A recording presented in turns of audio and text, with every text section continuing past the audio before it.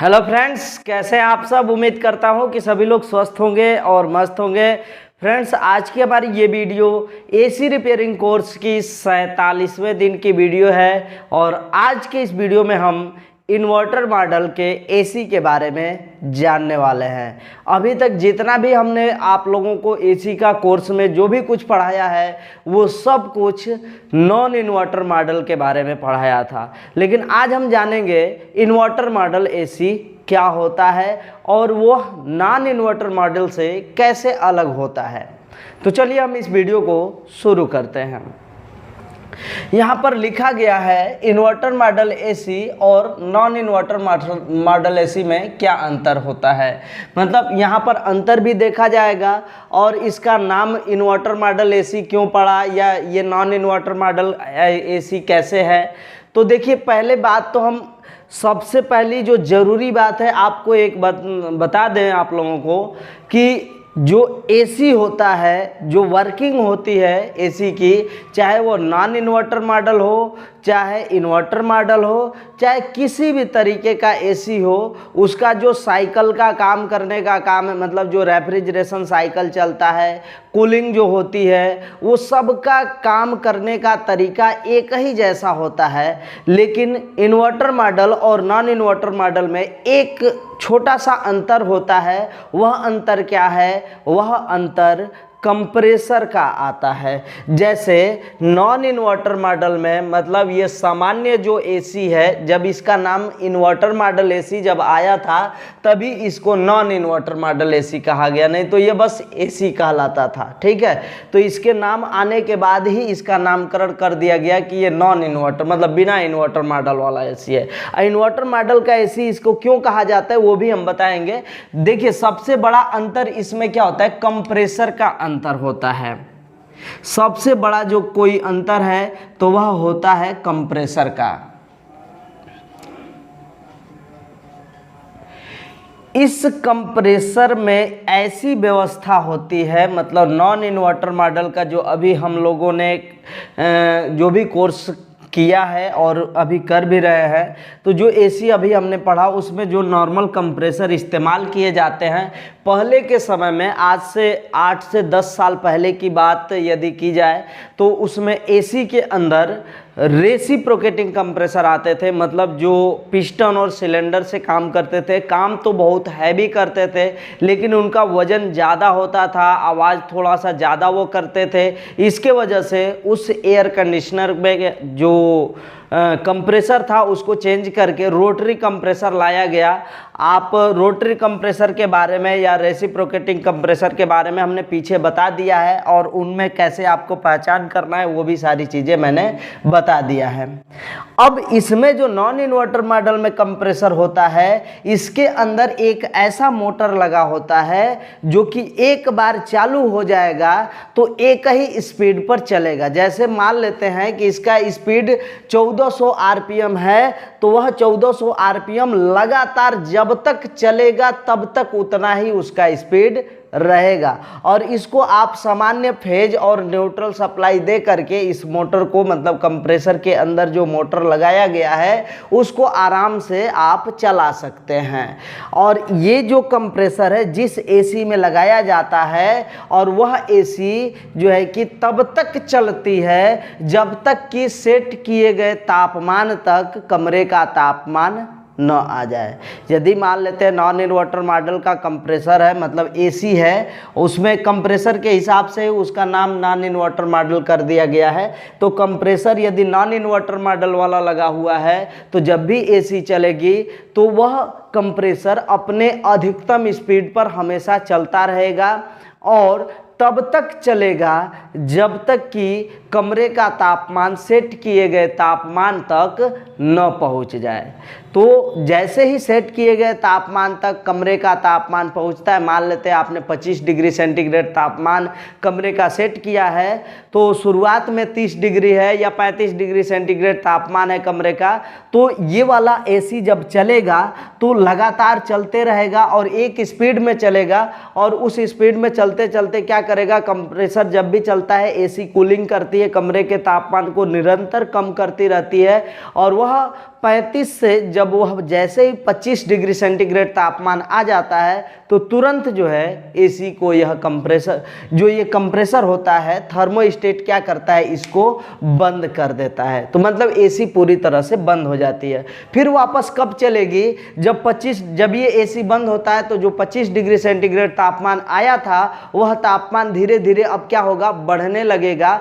तो बढ़ करके कितना बढ़ेगा, तो ये कंप्रेसर चालू होगा तो 25 से 26 होगा, 26 से 27 होगा और या 28 हो जाए, ठीक है। 2 या 3 डिग्री सेंटीग्रेड तापमान का अंतर आता है तो तुरंत फिर से इस कंप्रेसर के लिए जो थर्मोस्टेट स्विच होता है लाइट भेजता है और यह कंप्रेसर फिर से क्या होता है, चालू हो जाता है।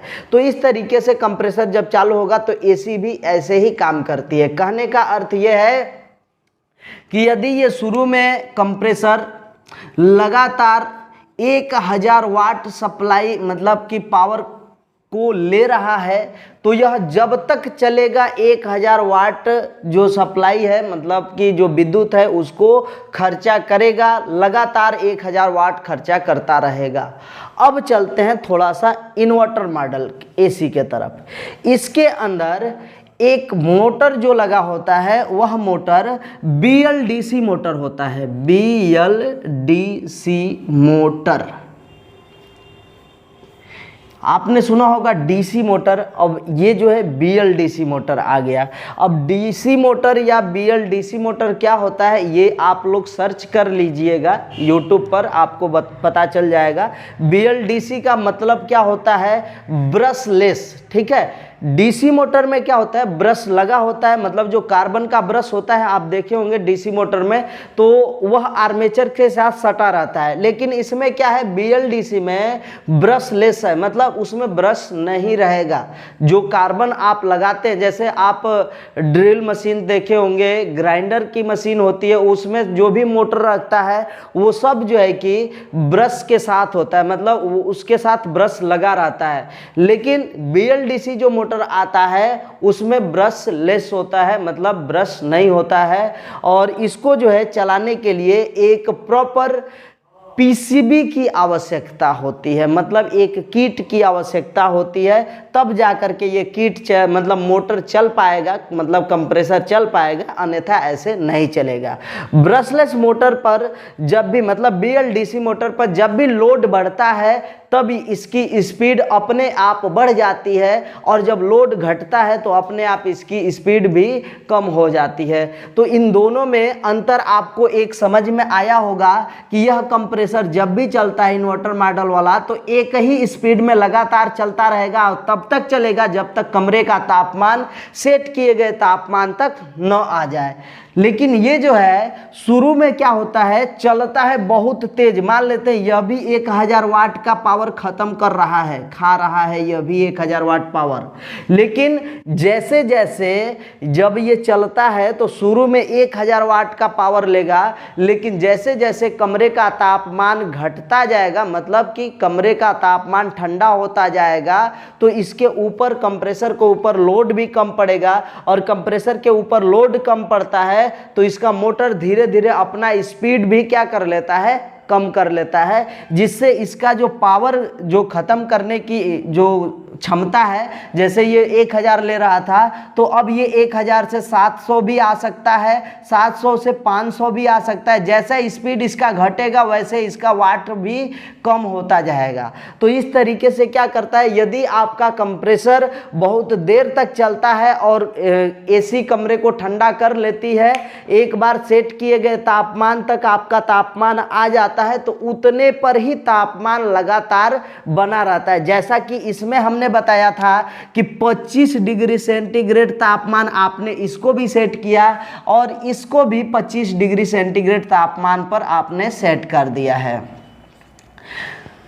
तो जब ये वाला जो कंप्रेसर है, मतलब ये वाली जो एसी है, 25 डिग्री सेंटीग्रेड तापमान कमरे का करने के बाद ये क्या होता है, बंद हो जाता है और फिर तब चलेगा जब 25 से ये बढ़ करके +2 मतलब 27 हो जाएगा या +3 28 हो जाएगा, तब जा करके ये फिर से कंप्रेसर चालू होता है। ठीक है, मतलब ये तापमान घटता है बढ़ता है, 25 या 27 के बीच में इसका तापमान घटता बढ़ता रहता है। लेकिन ये इन्वर्टर मॉडल की यदि एसी आपने लगाया है तो एक बार जब ये एसी चालू होता है तो शुरू में जो तापमान होता है, मान लेते हैं 35 डिग्री सेंटीग्रेड, उस तापमान को ये लगातार कम करते करते करते करते कितना लेकर आएगा, 25 डिग्री सेंटीग्रेड तक लेकर आएगा।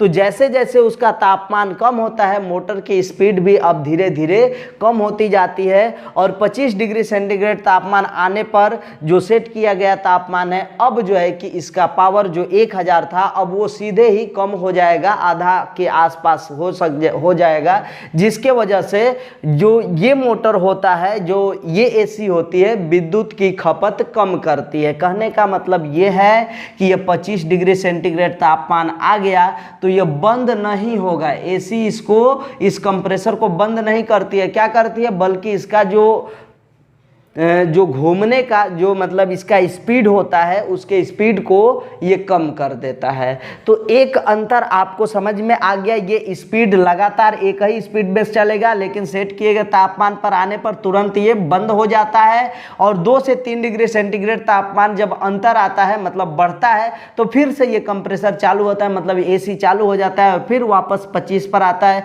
फिर बंद होता है, फिर चालू होता है, बंद होता है, चालू होता है। और जब तक ये चलता रहता है तब तक ये इतना, जितना इसका पावर लेने वाला है सिस्टम है, उतना ही लेता रहेगा। लेकिन ये क्या है, शुरू में तो थोड़ा सा ज़्यादा पावर लेगा, लेकिन जैसे जैसे कमरा ठंडा होता जाएगा वैसे वैसे इसका जो तापमान है वो कम भी होता जाएगा और स्पीड भी कम होती जाएगी, और जो है कि ये जो पावर ले रहा है वो पावर भी धीरे धीरे कम कर देगा। तो इसका मतलब ये हुआ कि इन्वर्टर मॉडल एसी विद्युत की बचत करता है, और ये जो है कि विद्युत की थोड़ा सा बचत नहीं करता है। विद्युत की बचत करने का मतलब ये है कि यदि आपको इसे बहुत देर तक चलाना है तभी ये विद्युत का बचत कर देगा। मान लेते हैं कि 12 घंटा एसी ये चलाना है और इसको भी 12 घंटा चलाना है, तो दोनों में कौन बिजली ज़्यादा खाएगा, तो ये बिजली ज़्यादा खाएगा और ये जो है कि बिजली कम खाएगा। यदि हमको सिर्फ 2 ही घंटा एसी चलाना है, 2 आवर,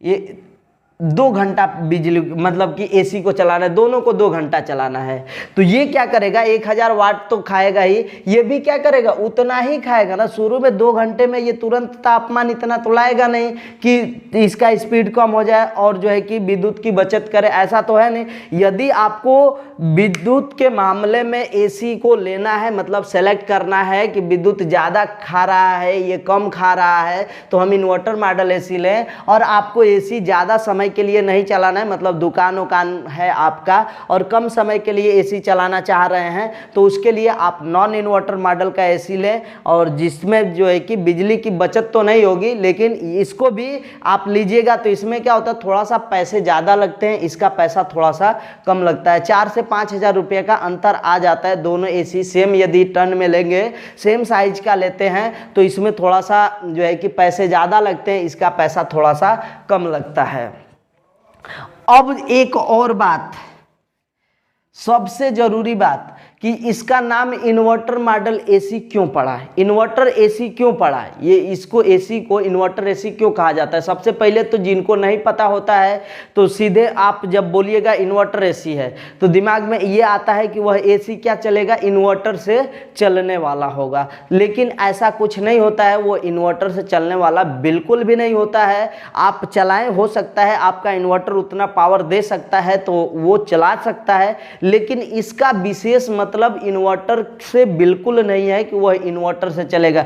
जैसे इन्वर्टर मॉडल का आपका फ्रिज आता है, एसी आता है, तो इसका मतलब ये नहीं कि वो इन्वर्टर से चलेगा, ठीक है। इसका मतलब ये है कि जिस प्रकार से इन्वर्टर क्या करता है, इन्वर्टर क्या करता है, लाइट को एक समान बना के रखता है ना। जैसे घर के अंदर लाइट आती है, लाइट कट गई, आई कट गई, इससे अब यदि आपने घर में इन्वर्टर लगा रखा है तो आपको पता नहीं चलेगा कि कब लाइट आई कब लाइट गई। इन्वर्टर क्या करता है, उसको मेंटेन करके रखता है। विद्युत के जो पावर हैं, पावर सप्लाई है उसको मेंटेन करके रखता है और एक समान बना करके लगातार देता रहता है, जिससे आपको यह अनुभव नहीं हो पाता है कि लाइट कट गई है कि लाइट है। ठीक है, इन्वर्टर यदि आपके घर में लगा है तो ये इस सिद्धांत पर हमारा इन्वर्टर काम करता है। लेकिन इन्वर्टर मॉडल जो फ्रिज होते हैं चाहे एसी होते हैं, इनको नाम क्यों दिया गया? क्योंकि इनके द्वारा जो तापमान सेट हो जाता है कमरे में, यदि तापमान सेट हो गया 25 डिग्री सेंटीग्रेड आपने सेट कर दिया तो ये 25 डिग्री एकदम 25 पर बना रहेगा, ना ही 24 होगा ना ही 23 होगा। ठीक है, ठीक है, बात समझ में आ रहा है? ना ही ये कम हो सकता है ना ही बढ़ सकता है, 25 से 26 भी नहीं होगा और ना ही 25 से 24 होगा। ये आपने सेट किया 25 डिग्री सेंटीग्रेड तापमान, तो 25 का 25 डिग्री एकदम बना रहेगा, यही इसकी विशेषता होती है। तो कमरे में जो भी तापमान आपने सेट कर दिया है वह तापमान एकदम बना रहता है उसी पर, उस पर ना ऊपर नीचे कुछ नहीं होता। लेकिन इसमें क्या होता है, तापमान आपका घट भी सकता है और तापमान बढ़ सकता है।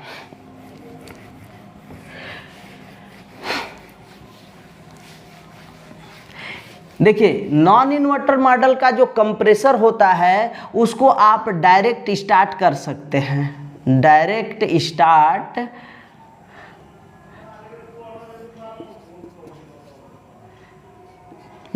स्टार्ट कर सकते हैं। किसको? कंप्रेसर को। इसको जो है पीसीबी के द्वारा स्टार्ट किया जाएगा। बिना पीसीबी का इसका कंप्रेसर कभी भी नहीं चल पाएगा, क्योंकि जो इसके मान होते हैं, जो यहाँ पर इसमें क्या होता है ना, 3 टर्मिनल इसमें भी रहता है कंप्रेसर में, जिसको C, S और R बोला जाता है। इसमें भी 3 टर्मिनल होते हैं।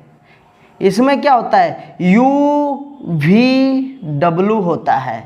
अब इसका तो मतलब होता है, C का मतलब कॉमन, इसका S का मतलब स्टार्टिंग, R का मतलब रनिंग, लेकिन इसमें जो UVW है इसका कोई मतलब नहीं होता है। आप इसका कहीं पर खोज लीजिएगा कि नहीं ये UVW का फुल फॉर्म क्या होता है, तो ऐसा कुछ भी नहीं होता है। आपको YouTube पर दिखाएगा कि नहीं, चलिए इसको बताते हैं, लेकिन लास्ट में बताएगा कि इसका कोई मान नहीं, मतलब इसका कुछ भी मतलब नहीं होता है, बस एक नाम दे दिया गया है। इसमें क्या होता है, जो विद्युत दी जाती है बारी बारी से चेंज की जाती है। इस पर सप्लाई आएगी, इस पे, फिर इस पे, फिर इस पे, फिर इस पे, मतलब वो घूमती रहती है सप्लाई, जिसके वजह से जो इसका मोटर होता है वो चलता रहता है। और सप्लाई का मान भी इसमें क्या होता है, वोल्टेज का मान भी अपने आप घटता है या फिर बढ़ता है। जब लोड कंप्रेसर के ऊपर बढ़ जाता है तो जो पीसीबी होता है वो सप्लाई के मान को बढ़ा देता है, जिससे इसका स्पीड बढ़ जाता है। और जैसे ही इसका लोड कम होता है तो इधर पीसीबी जो होता है वोल्टेज के मान को घटा देता है, जिससे कि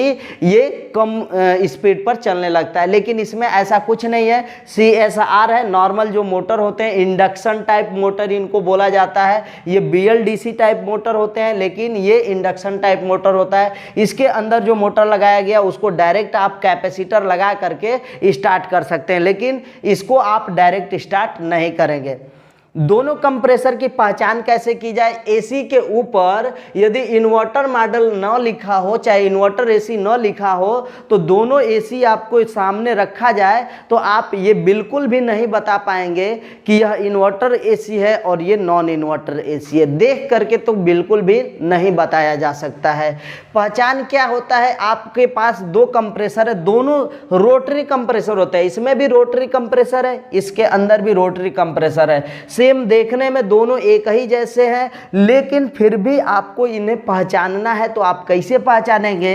तो इस पर जो C और S, CR और SR के बीच में जो इन तीनों टर्मिनलों के बीच में आपस में रेजिस्टेंस निकालिएगा तो तीनों का रेजिस्टेंस अलग अलग मिलेगा। लेकिन इसमें जब आप रेजिस्टेंस का मान निकालेंगे तीनों पर रेजिस्टेंस का मान बराबर मिलेगा। तो यदि तीनों पर रेजिस्टेंस का मान बराबर मिल रहा है तो समझ लीजिएगा कि वह कंप्रेसर इन्वर्टर मॉडल एसी का है। और जिस पर तीनों पर रेजिस्टेंस का मान अलग अलग मिलता है वह कंप्रेसर नॉन इन्वर्टर मॉडल का है। तो शायद उम्मीद है कि आप लोगों को ये सारी बातें समझ में आ रही होगी, नॉन इन्वर्टर मॉडल और इन्वर्टर मॉडल में क्या फ़र्क होता है। इन्वर्टर मॉडल के कंप्रेसर को स्टार्ट करने के लिए कंप्रेसर के लिए पर्सनल एक पीसीबी का होना ज़रूरी है। जैसे मान लेते हैं कि ये ज़्यादातर इन्वर्टर मॉडल की जो एसी आती है वो स्प्लिट एसी ही होती है। स्प्लिट एसी में आपको पता है कि एक इंडोर होता है और एक आउटडोर होता है, इन दोनों को दो लाइनों से जोड़ा जाता है। इसमें भी सेम वही होगा, एक इंडोर होगा और एक आउटडोर होगा, दोनों को एक दूसरे के साथ जोड़ा जाएगा, ठीक है। और दोनों पर इस तरीके से लिखा गया होता है, जैसे इस पर नॉन इन्वर्टर तो नहीं लिखेगा, इस पर सिर्फ कंपनी का नाम लिख देगा, लेकिन इस पर लिख देगा कि इन्वर्टर मॉडल का एसी है। तो आप देख करके ऐसे भी पहचान पाएंगे कि ये नॉन इन्वर्टर मॉडल है और ये इन्वर्टर मॉडल है। आप इसको और भी पहचानना चाहते हैं तो इनडोर और आउटडोर, इसमें क्या होता है, इन्वर्टर मॉडल के एसी में इनडोर में भी पीसीबी होता है और आउटडोर में भी पीसीबी होगा, क्योंकि आउटडोर में ही ना कंप्रेसर होगा, कंप्रेसर को चलाने के लिए पीसीबी की ज़रूरत होगी। और तो पीसीबी जो है कि इसमें भी लगती है और इसमें भी लगती है, लेकिन यहाँ पर नॉन इन्वर्टर मॉडल में केवल एक पीसीबी लगती है, और वो भी कहाँ पर, वो भी इनडोर के अंदर, मतलब इस छोटे वाले भाग में जो कमरे के अंदर के तरफ रहता है वहाँ पर केवल एक पीसीबी लगती है, और वह पीसीबी पंखे वंखे को चलाती है। और इसमें जब भी लाइट देना होता है 3 मिनट और 4 मिनट के बाद इधर से लाइट इधर भेज देती है, तो अपने आप ये कंप्रेसर चालू होता है। लेकिन इसमें क्या होता है, इसमें अंदर के तरफ भी एक पीसीबी होगा। 3 से 4 मिनट के बाद ये जब पीसीबी इधर के तरफ लाइट को आउट करती है तो इधर कंप्रेसर के लिए जो पीसीबी लगाया गया है उसके अंदर पहले सप्लाई जाएगा। अब वो सप्लाई को पीसीबी प्राप्त करके अपने हिसाब से जो है कि कंप्रेसर को स्टार्ट करता है, ठीक है। तो इस तरीके से आप इनको खोलने के बाद भी चेक कर सकते हैं कि इन्वर्टर, जैसे मान लेते हैं कि इस पर लिखा हुआ नहीं है, इस पर भी नहीं लिखा है, तो यदि आप खोलिएगा, आउटडोर को खोलिए, तो जिसके अंदर पीसीबी मिल गया वो इन्वर्टर मॉडल एसी है, और जिसमें पीसीबी नहीं मिला वो नॉन इन्वर्टर मॉडल इस पीसीबी है। मतलब ज़्यादातर जो इन्वर्टर मॉडल के एसी आते हैं वो स्प्लिट एसी ही होते हैं। विंडो एसी अब धीरे धीरे आना शुरू हो गया है, लेकिन पहले बहुत जब भी बनाया गया तो इसको स्प्लिट एसी में ही बनाया गया था, ये विंडो एसी में नहीं आते थे। तो उम्मीद है कि आप लोगों को इन्वर्टर मॉडल एसी और नॉन इन्वर्टर मॉडल एसी में क्या अंतर होता है ये चीज़ समझ में आया होगा। यदि आपका सवाल है तो कमेंट बॉक्स में ज़रूर अपना सवाल लिखिएगा।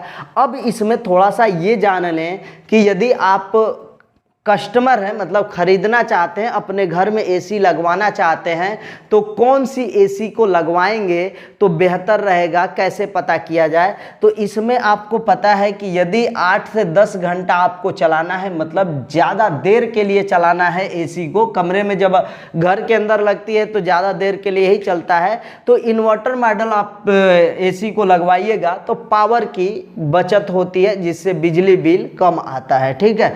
तो ये पावर की बचत करता है। लेकिन इसको आप लगाइएगा तो जब भी ये चलता है लगातार एक समान चाल से चलेगा, तो इसमें पावर की कोई बचत नहीं होती है। इसके मुकाबले यह जो एसी है, नॉन इन्वर्टर मॉडल की एसी है, वह जो पावर होता है ज़्यादा खपत करता है। तो बिजली के खपत के मामले में यदि ज़्यादा देर तक चलाना है तो आप इन्वर्टर मॉडल एसी को खरीदिए, नॉन इन्वर्टर मॉडल एसी को न खरीदिए। कूलिंग के मामले में कौन परफेक्ट है, तो कूलिंग में लगभग दोनों एक समान ही होते हैं।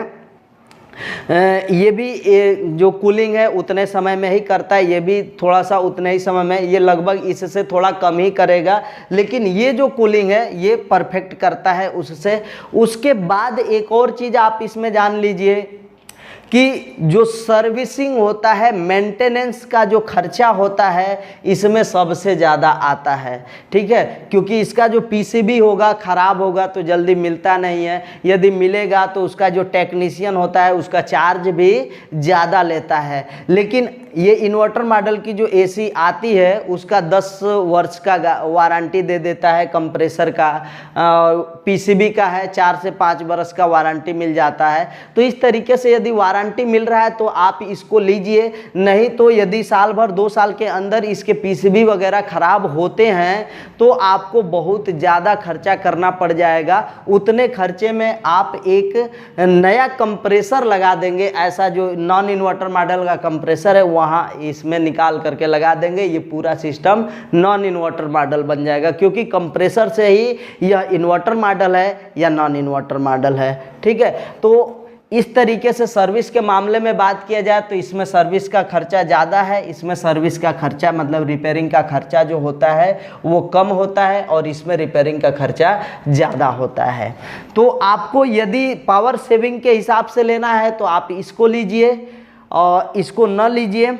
यदि पावर सेविंग को छोड़ दिया जाए, सर्विसिंग को देखा जाए कि मतलब सर्विस के लिए खर्चा है, तो ज़्यादातर आप इसको लीजिए जिसमें कि कम खर्चे होते हैं। यदि आप गांव से हैं तो नॉन इन्वर्टर एसी के तरफ जा सकते हैं, और यदि आप शहर के हैं तो इन्वर्टर मॉडल एसी लीजिएगा, क्योंकि शहर में बिजली बिल थोड़ा सा ज़्यादा आता है और यूनिट भी आप लोगों का जो शहरी होता है वो थोड़ा सा ज़्यादा पैसे चार्ज करते हैं और ग्रामीण का जो पैसा होता है वो थोड़ा सा कम होता है। तो इसके वजह से आप नॉन इन्वर्टर मॉडल को ले सकते हैं गाँव में है तो, और शहर में है तो थोड़ा सा आप इन्वर्टर मॉडल के एसी के तरफ जा सकते हैं। गाँव में होता है तो बिजली का कुछ बैक साइड से भी जुगाड़ होता है जिससे कि आप एसी को चला सकते हैं। ये तो नहीं करना चाहिए, लेकिन प्रत्येक गांव के सभी लगभग गांव में ऐसा होता है, जो भी मीटर लगा के गए हैं साइड से उसमें व्यवस्था करके चलाया जाता है। जो भी हैवी लोड होते हैं उनको साइड से चला दिया जाता है। तो नॉन इन्वर्टर मॉडल एसी रहेगा तो पहले तो आपको पैसा कम देना पड़ेगा, इसमें थोड़ा सा पैसा ज़्यादा देना पड़ेगा। तो उम्मीद है कि आज की हमारी ये वीडियो आपको समझ में आया होगा। यदि कुछ सवाल आपका रह गया है तो कमेंट बॉक्स में अपना सवाल लिखिए और आपका रिप्लाई ज़रूर मिलेगा। तो चलिए फ्रेंड्स, आज के लिए बस इतना ही। मिलते हैं नेक्स्ट वीडियो में नेक्स्ट टॉपिक के साथ। तब तक के लिए जय हिंद, वंदे मातरम।